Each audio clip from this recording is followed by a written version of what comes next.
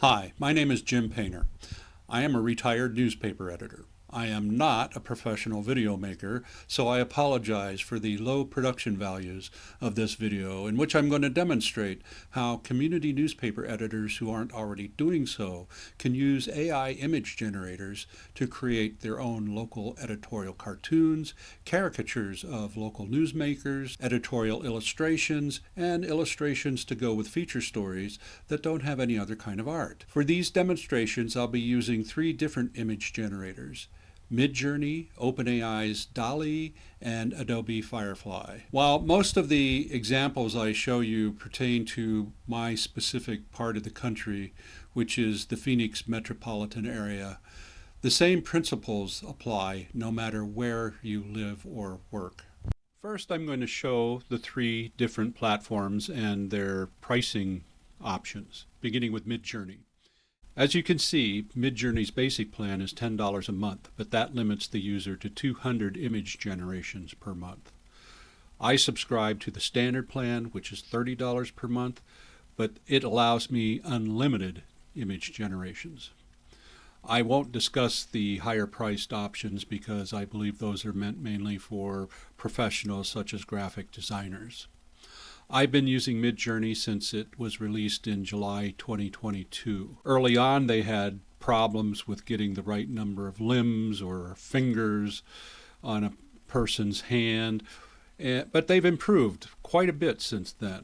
The platform continues to improve, and I'm looking forward to the day when you can give a 500-word description of a scene and it will generate an image that accurately matches your description down to the very last detail.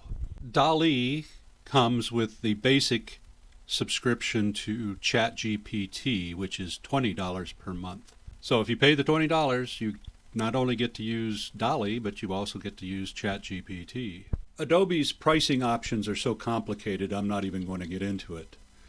I have a basic subscription to Photoshop, and Firefly comes with that. One of the things that makes DALL-E different from the other two image generators that I'm demonstrating in this video is that it will take a simple prompt and embellish it with a lot of detail using ChatGPT.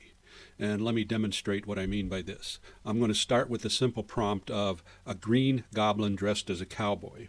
And I'll hit the generate arrow. And immediately I get a message that says, I wasn't able to generate the images you requested because it didn't align with our content policy. I have found that all three of the image generators that I'm demonstrating in this video have very strict content policies regarding what words can be used or how words are used in sentences. And I understand what they're doing. They're bending over backwards to prevent their platforms from being used to create things like pornography or racist memes or just hateful memes in general. But sometimes you'll be surprised by the words that get flagged. Now, in this case, I'm pretty sure that the word that flagged this prompt was the word green. Let me rewrite this without the word green and regenerate that. Just a goblin dressed as a cowboy. No color indicated. And the resulting image gives me a green goblin anyway. But let me show you what I meant about how it will embellish the prompt. Let's take this one. I click on it. It gives me an enlarged version, and then I see 3 or 4 tools across the top of this frame. And this one is the icon that will open your prompt. So click on that. And the original prompt was a green goblin dressed as a cowboy. But DALL-E added, the goblin has sharp features with green skin, pointed ears, and yellow eyes. He is wearing a brown cowboy hat, a tan vest over a plaid shirt, and cowboy boots with spurs. The goblin also has a lasso in one hand and a mischievous grin on his face. The background is a desert landscape with cacti and a clear blue sky. So as you can see, DALL-E, through ChatGPT, has added a lot more detail to this prompt. Now, I could have written these words myself, but then why? When all I have to do is type in a green goblin dressed as a cowboy, and bingo, that's what I got. But let's say there's just one thing about this image that you don't like. You can change things by going down here, over here on the right at the bottom where it says Edit Image. And let's say I want the lasso to be gone. So I'll say Eliminate Lasso, hit Generate. Now, it won't give you the exact same image again, just without a lasso. It will regenerate more images that don't have lassos, but they'll all look different. In this case, it regenerated one image, and it is a green goblin dressed as a cowboy who doesn't have a lasso. Let's see what Firefly does with the same prompt that we used in DALL-E, a cartoon green goblin dressed as a cowboy. And it will be interesting to see if Adobe flags the word green like DALL-E did. All right, here we go. So, first of all, Adobe did not flag the word green, and we got some very plastic-looking cartoon goblins. Now let's see what Midjourney does with a green goblin.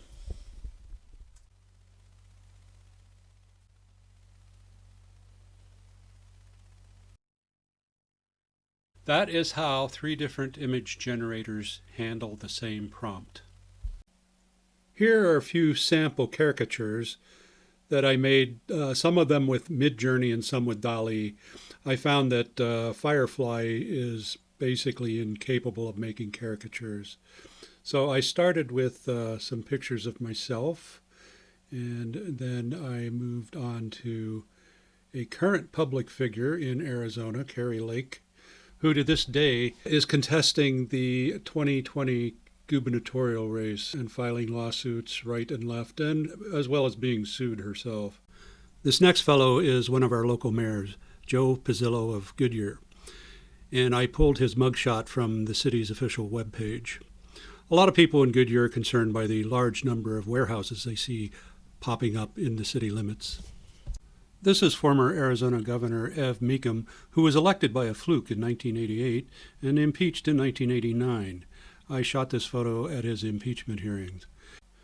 Ev had some interesting ideas, including his faith in the power of aluminum foil to protect him and his office from the prying electronic eyes of the Arizona Attorney General's office.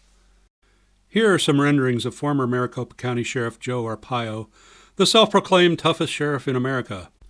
West Valley View publisher Elliot Freireich and I got to know Joe a little bit better than we ever cared for back in the mid-2000s. Joe didn't like our coverage of him, so he started denying our reporters access to routine arrest and accident reports. The West Valley View took him to court over public records violations and won. Joe is such a well-known public figure that I didn't need to use a reference photo in order to generate any of these images. The last one depicts Arpaio running for mayor of Fountain Hills, Arizona, earlier this year at the age of 91. In this tutorial, I'm going to show the step-by-step process for making a caricature. For the demonstration, I'm going to use a picture of myself. So the first step is to get that picture. To do that, and by the way, this is my homepage on Midjourney. So to get the picture I'm looking for, I go up to the prompt bar, which is this field right up here at the top, and you click on the plus sign and then select images below. So I'll go down here, and I know that I have some pictures of myself down here. So I'm going to pick this one and go up here and type in a prompt, and I'm going to use the prompt, an old cartoon curmudgeon reading a newspaper. And I'm going to use the style Extreme Caricature. The next step is very important for creating a caricature of a specific person. We want the resulting image to look as much as possible as the person in the reference image, and in order to do that, we have to assign that photo an image weight. And with the version of Midjourney that I'm using, which is version 6, you can assign an image weight of 0 to 3 and anything in between, with 3 being the number you choose if you want to make the resulting image look as close as possible as the reference image. So I'll start by using 3 as an image weight. And you do that by typing --IW for image weight and 3. Another tool in the prompt bar are these three sliders over in the upper right, and you click on that, and it allows you to pick your picture size and shape, whether you want it to be portrait, square, landscape, and you can change the aspect ratio with this slider to anything you want. And I'm going to stick with portrait, standard portrait, 3:4 aspect ratio. There's another slider to the right of that under aesthetics, stylization, weirdness, variety. I have discovered through experimentation that keeping these sliders all the way to the left is the best way to get good results for a caricature. By moving the sliders to the right, you're giving Midjourney a little bit more latitude with varying the resulting images. So I'm just going to keep these to the left because I want the resulting image to look as close as possible to my reference image. Okay, now that I've got that done, I can go up to the prompt bar and hit enter, and it will start to generate 4 sample images. The amount of time it takes to generate the images depends on basically 2 things. One, how busy the platform is at the moment. The more people who are using it at the time, the slower it's going to be. And the other is which package of Midjourney did you purchase? I happened to purchase the basic package, but if you want faster generating times, you can always pay more money. Now, I'm happy with the amount of time it takes to generate an image with my basic package. It's usually between 30 seconds and a minute. So here are my first 4 sample images, and I'm thinking that this one I think looks basically like me, and so I'm going to download it. Okay, now let's see what happens if we use the lowest image weight, which is 0. So as you can see from the resulting samples, by moving the image weight to 0, I got much different looking final results. So if I'm looking for a caricature of somebody that looks as much like that person as possible, I'm going to go with the higher image weight of 3. And there you have it. That's how you create a caricature. I've been following the case of the Marion County Record in Kansas, whose publisher and editor, Eric Meyer, is a member of ISWNE. Last summer, local police raided the Record's office in Meyer's home, where his mother also lived. In April, Myers filed a federal lawsuit alleging the police department and city officials violated the newspaper's First Amendment rights, and the raid led to the death of his mother the following day. I used DALL-E to generate these images of police invading a small newspaper office. Some of them have flaws that can easily be cleaned up using photo editing software such as Photoshop. One of my all-time favorite quotes was by Mark Twain, who said, "In the first place, God made idiots. Then he made school boards." I used DALL-E to generate these images, and I used the prompt, 7 circus clowns, including women, sitting at a podium which has a sign that reads, Agua Fria School Board. The clowns have exaggerated, confused expressions. Aspect ratio 3:2, style line art. Now I specified that it include women because if you don't do that with any of these image generators, you'll likely get an image that only has men. For the second image, I changed the prompt circus clowns to dunces. This next batch of editorial illustrations was inspired by an incident that happened several years ago at local Agua Fria High School. A substitute science teacher found an unlabeled bottle in the classroom storage cabinet, took it out, opened it up, and passed it around to the students. The students poured the substance onto their desks and played with it with their hands. It turns out the substance was mercury. Ultimately, they contaminated the classroom, themselves, and their homes when the school day was over. School administrators refused to cooperate with the newspaper or with the local police department, which was investigating the incident. Until they were compelled by threat of court action, they refused to release emails that later proved a former teacher had warned them about the hazards of the unlabeled bottles a year prior to the incident. Editorial pages frequently feature opinion pieces on diverse topics. Image generators can provide custom illustrations that align with the subject matter, making the articles more visually appealing and engaging. For instance, a piece on the effects of global warming on cities' ability to provide water to growing populations can be accompanied by a vivid AI-generated illustration of local wildlife or landscapes, enhancing the narrative and drawing readers in.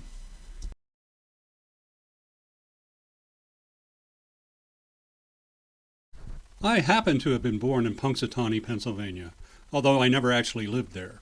However, no matter where I worked, over the years, whenever Groundhog Day rolled around, everybody in the newsroom would turn to old Punxsutawney Painter and say, "Hey, Punxsy boy, you ought to write a feature story about Groundhog Day." By the third year of this, I was running out of fresh ideas on how to present it. So I decided I'd do it as if I'd interviewed Phil in his comfortable den at the Punxsutawney Public Library. Phil was lounging around in a smoking jacket, a top hat, and sipping on a cup of hot chocolate. Unfortunately, I didn't have any artists on staff to render such an image, so we ended up using an old black and white photo I'd taken of Phil one year when I was visiting my parents in western Pennsylvania. If I'd had AI image generating technology at my fingertips back then, I could have created my own custom-made image to go with this story. And this is how I would have done it. This example, I am going to use the prompts. A whimsical cartoon groundhog sitting in an overstuffed chair and sipping a cup of hot chocolate. The groundhog is wearing a smoking jacket and a top hat. He's in a comfortable den with a window overlooking a snowy landscape. Aspect ratio 3:2 and hit enter. I am going to copy this prompt and move it over to Midjourney, where I'm going to paste it into the prompt line and go over to my sliders. I'm going to leave the aesthetics where they are, and it's at landscape 4:3, so that's good to go. And I'm going to hit enter, and now I'm going to go over to Firefly and paste that prompt into the Firefly prompt line and hit generate. So here is our first sample with ChatGPT. It's got kind of a nice comic look to it. I'm going to go ahead and download that one. And Firefly. Actually, I'm not too unhappy with these Firefly versions. I'm kind of liking this one, so I'm going to download it.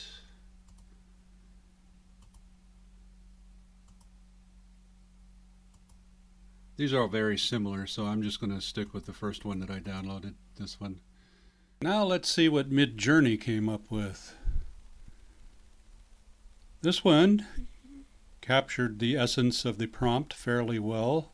It has kind of a 19th century quality to it. That one's okay too. This one, that doesn't look like a groundhog to me. And that one's okay, but I think the first two were better. As a matter of fact, this is still my favorite, so I'm going to download this one.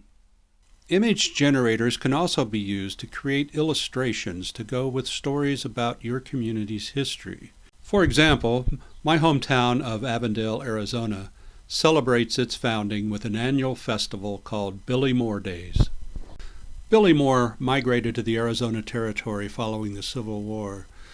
He settled by the Agua Fria River and established a Butterfield stage stop, which he named Coldwater Station. Moore also started a post office, but his postmaster title was yanked after federal authorities found out he was selling liquor in the post office. Since there are no known photos of the stage station or the post office where liquor was sold, I thought it would be fun to generate some images that could illustrate the city's more colorful past. That history includes the story of the state's largest ostrich ranch around the turn of the 20th century. The owner of the ranch wanted to transfer some of his birds to another ranch in the East Valley about 40 or 50 miles away. He thought he could do it by herding them the same way cattle ranchers herd cattle. However, he soon realized that herding ostriches was probably more like herding cats. Most of them escaped into the desert, and for years after that, there were reports of ostriches impeding traffic on the primitive dirt roads in the area. Image generators provide infinite opportunities for creative editors. For example, you can use them to spice up your local sports pages. Now, when the West Valley View started back in 1986, we had 3 high schools in our coverage area. The Agua Fria Union High School, Buckeye Union High School, and Tolleson Union High School. Today there are 20, but I will concentrate on the 3 original schools. That was the Buckeye Hawks, the Agua Fria Owls, and the Tolleson Wolverines. To create illustrations or logos for each of these schools, all I had to do was type in the prompt that included the school mascot, the school colors, the type of uniform I wanted, and whatever word I wanted to be written on the jersey. Now, DALL-E is the best for this type of thing because of the 3 image generators I demonstrated here. It's the only one that can render written words accurately. To create these images, for example, the Buckeye High School ones, all I did was I typed the prompt, a cartoon hawk dressed in a blue and gold football uniform with the word Hawks written on the jersey. And that's the most basic prompt. I could have asked for it to put the character in an action pose or something like that, but I'm sticking with the basics. Just the name of the mascot, the school colors, the type of uniform, and the word I want on the jersey. By incorporating AI image generators, community newspaper editors can produce visually compelling content more efficiently, improving the overall reader experience and engagement.